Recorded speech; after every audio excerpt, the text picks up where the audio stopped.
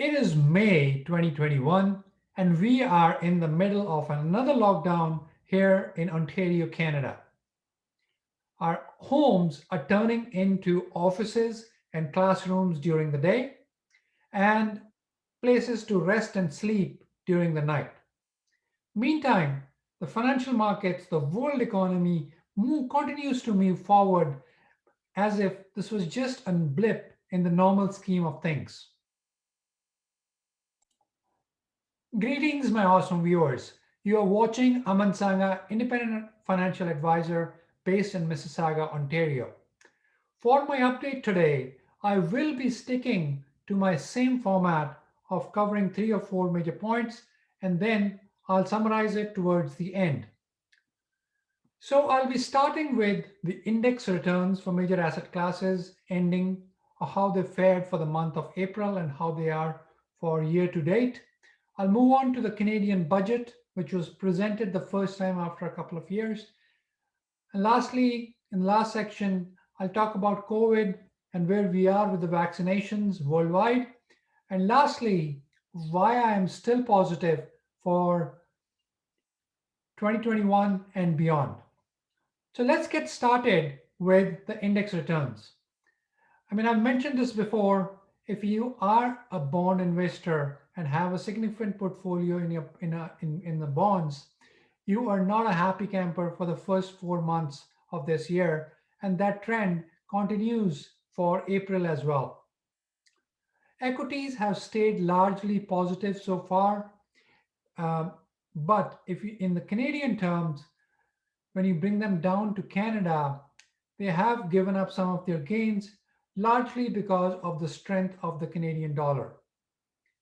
And that's where if you've been watching this, the Canadian dollar has continued to climb uh, since the start of the year. And this is something that's likely to continue given the strength of the Canadian economy. So, which let's get into the Canadian economy first, starting with the budget. Now, we had the first federal budget in 2 years. There's nothing specific that needs to be highlighted. It seemed to be a budget where there was something for everyone. The main points I like to address is that the debt to GDP ratio, the deficit to the GDP ratio is almost 16%. Now, it might sound high by itself, but if you compare the debt to service to GDP ratio among the G7 countries, Canada still fares pretty well in comparative terms when we look at the other countries which are going through the similar struggles. But what is more important, I think, is that the Canadian economy seems to be recovering well. The forecast is for about a 6.5% GDP growth for 2021. And what we are seeing that is that the Bank of Canada seems to have turned a little bit more hawkish in their tone when they came out in the month of April. They'll be easing on the quantitative easing of the bond buying program. They're going to be taking the foot off the pedal there, and the expected GDP gap is the gap between the actual and the potential GDP is expected to close much sooner. So overall, so going back to where I started with the index, the Canadian dollar has been appreciating on the strength of the Canadian economy and about the things that Canada exports, which includes lumberwood and commodities. With that, let's move on to the part about COVID, which has been a focus for quite some time.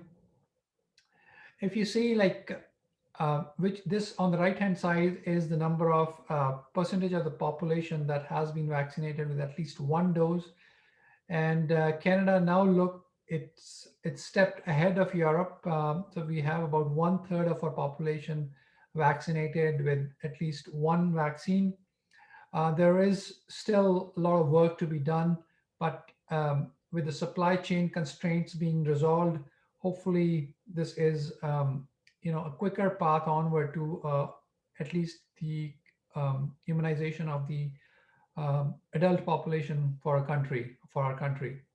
And the cases, the 7-day moving average, they have started to trend lower, but we are still not out of the woods yet.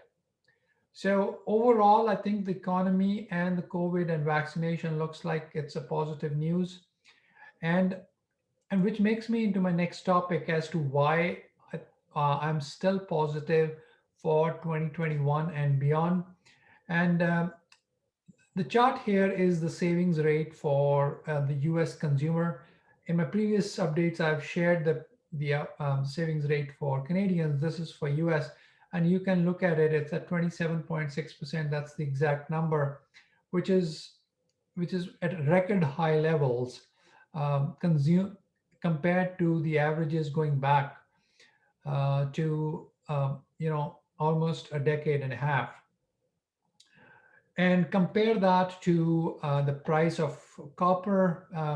Copper is often known as Dr. Copper because its strength indicates the price or the recovery of the global economy. And you can see the peaks it's hitting, the price of copper is hitting the peaks that were last touched after the great financial crisis of 2008.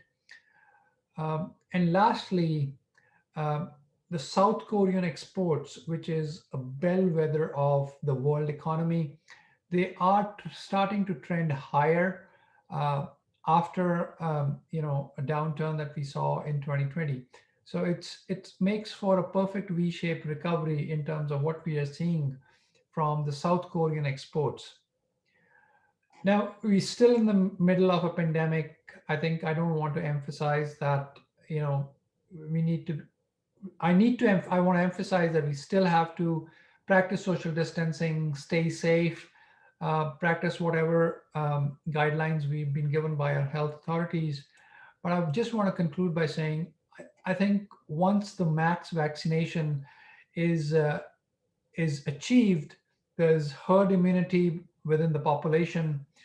Uh, Things should return back almost to normal, and which should be good for everybody, with people having the savings, the stimulus the governments have unleashed and continue to do so.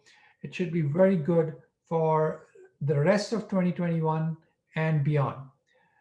So I stay optimistic and stay focused, stay safe.